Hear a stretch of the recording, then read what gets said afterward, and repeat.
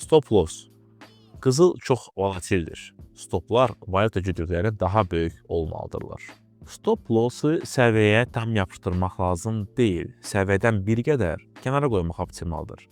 Minimum işlək stop 300-500 punkt, qiymət üzrə 30-50 dollar.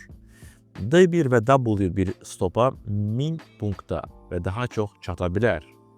Take profit. Risk gəlir nisbətini əsasən hesablayırıq.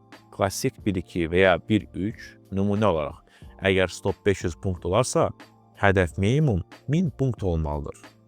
Take profit'i bir neçə hissəyə bölmək olar. Take profit 1, 1-in 1-ə, take profit 2, 1-in 3-ə, take profit 3, 1-in 3-ə.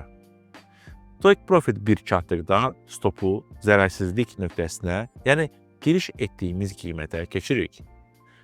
Qismən fiksasiya 500 punkt sonra və ya take profit 1-dən sonra əməliyyatın bir hissəsini bağlayın. Qalan hissəni take profit 2 və ya take profit 3-ə qədər saxlayın. Bu, psixoloji təzyiqi azaldır və mənfəəti fiksə edir. Qızılda çox kiçik depozitlə işləməyə dəyməz. Qısa stop qoymaqdansa lotu azaltmaq daha yaxşıdır.